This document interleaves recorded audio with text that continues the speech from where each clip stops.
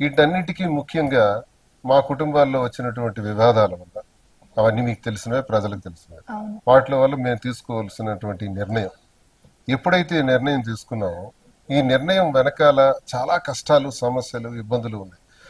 వాటిలన్నిటిని అధిగమిస్తూ ముందుకు అడుగు వేయాలి అంటే వ్యాపార రంగంలో మరో కోణం ఎంచుకొని మరో మార్గంలో కొత్త వ్యాపారం ఏదైనా చేయాలని అనుకుంటున్నాము.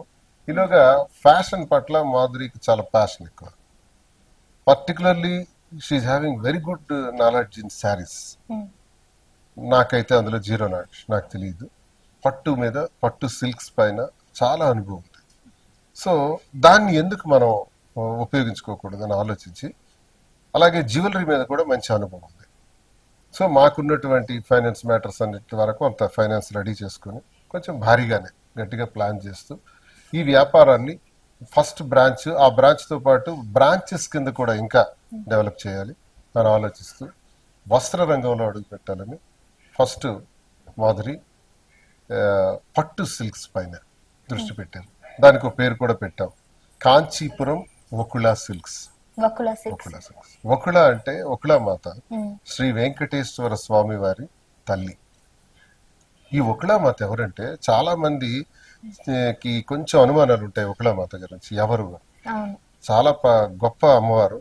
వకుళా మాత ద్వాపర యుగంలో యశోదదేవి, ఆమె పుత్రుడు శ్రీకృష్ణ పరమాత్ముడు.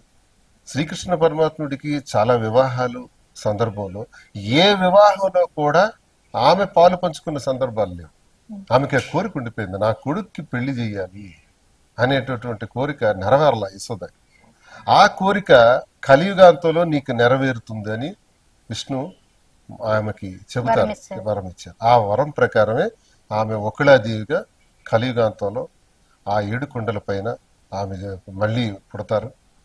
వెంకటేశ్వర స్వామి ఒక సందర్భంలో ఆ కొండల్లోనే నడుచుకుంటూ రావాల్సిన సందర్భంలో వకుళాదేవి గారు తారసపడతారు. వకుళాదేవి గారి దగ్గరికి వెళ్ళిన తర్వాత ఆ దివ్యమైనటువంటి, ఆ సుందరమైనటువంటి ఆ మూర్తిని చూసి ఈయనెవరో గొప్ప వ్యక్తి అని వకుళాదేవి ఊహించి, నాయన నీ పేరేంటి అని అడిగితే అన్ని పేర్లు నావే అంటారు. మరి నీ ఊరంటే అన్ని ఊళ్ళు నావే అంటారు. మరి అన్ని ఊళ్ళు పేర్లు నీవే అయినప్పుడు మరి నేను పిలవటానికి ఒక పేరు నేను పెట్టుకుంటాను, నీకు శ్రీనివాసుడు అని పేరు పెడతానని వకుళాదేవి వెంకటేశ్వర స్వామికి శ్రీనివాసుడు అని పేరు పెట్టింది కూడా వకుళమాత.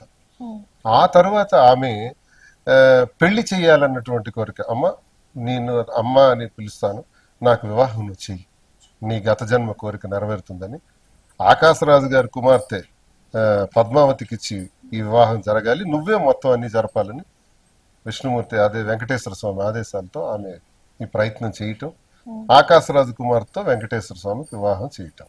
ఇది ఆ వివాహంలో వకుళామాతకి ఉన్నటువంటి గొప్ప వరాలు, ప్రజలకిచ్చే వరాలు ఏంటి అంటే ఆమె ద్వారా పెళ్లి కుమారుడు ఎలా ఉండాలి, పెళ్లి కుమార్తె ఎలా ఉండాలి, పెళ్లి ఎలా చేయాలి, ఆ పెళ్లికి డబ్బులు ఎలా సేకరించాలి. అసలు వకుళామాత అప్పు చేశారు కుబేరుడి దగ్గర. ఆ కుబేరుడి దగ్గర అప్పు చేసినటువంటి అప్పే కలియుగాంతం వైకం వరకు వెంకటేశ్వర స్వామి తీర్చుతున్నారు. అందుకే ఆయనకు వడ్డీ కాసులు వాడు అంటారు. ఆ కుబేరుడికి తీర్చుతున్నటువంటి అప్పు అంటే వివాహానికి డబ్బు కూడా అవసరం. ఆ డబ్బు ప్రతి పెళ్లికి అప్పు చేస్తారు.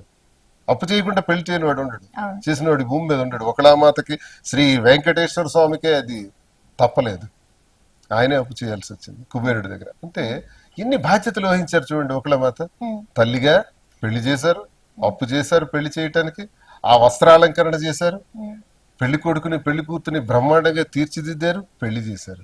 ఇన్ని అనుభవాలు ఉన్నటువంటి అమ్మవారు ఆ మాత. ఆమె పేరు వెంకటేశ్వర స్వామి భక్తులు మేము. ఆయన మా ఇంటి ఇలవేల్పుగా ఆ తల్లి పేరునే పెట్టుకుందామని కాంచీపురం వకుళా సిల్క్స్. కాంచీపురం అని ఎందుకు పెట్టామంటే సిల్క్స్ కి, పట్టుకి ప్రధానమైనటువంటి కేంద్రం భారతదేశంలో కంచి. కంచితో పాటు చాలా ప్రాంతాల్లో కూడా వారణాసి వెళ్ళాం, కలకత్తా వెళ్ళాం, బెంగళూరు వెళ్ళాం, యాడికి వెళ్ళాం, ధర్మవరం వెళ్ళాం.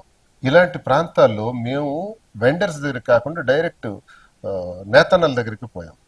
ఎవరైతే నేస్తారో వాళ్ళ దగ్గరికి వెళ్ళి, మగ్గాల దగ్గరికి వెళ్ళి మాధురి స్వయంగా వాళ్ళందరినీ పరిశీలించి చూచి మాట్లాడి వాళ్ళు ఎలా ఈ చీరను నేస్తారని తెలుసుకుని, ఒక్కో చీర నేయటానికి 4 రోజులు కూడా పడుతుందట, కొన్ని చీరలు 2 నెలలు కూడా పడుతున్నాయట.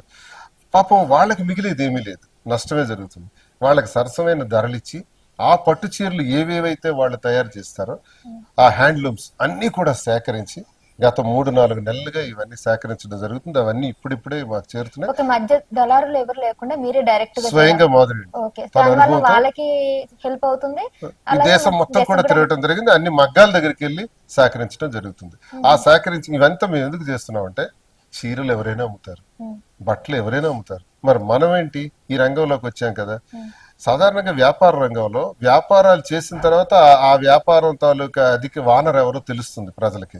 మాకున్న అడ్వాంటేజ్ ఏంటంటే, ఈ వ్యాపారం చేయకముందే మేమెవరమో తెలుసు ప్రజలకి. మా మీద ఒక ఒపీనియన్ ఉంటుంది, ఒక గుడ్ విల్ ఉంటుంది, ఒక ఎస్టాబ్లిష్మెంట్ ఉంటుంది. ఈయన ఎలాంటి వాడు, మాధురి బాగా సెలెక్ట్ చేయగలరు, శ్రీనివాస్ మంచి నాణ్యతకు ప్రాధాన్యత ఇస్తాడు, సో అని ఒక అభిప్రాయం ఉండేటప్పుడు కస్టమర్ తాలూకా అభిప్రాయానికి ఏమాత్రం డ్యామేజ్ కాకుండా మేమే కష్టపడి చేయాలని మగ్గాల దగ్గర తను వెళ్ళటం జరిగింది. దేశం మొత్తం తిరిగాం ఈ 3-4 నెలల్లో.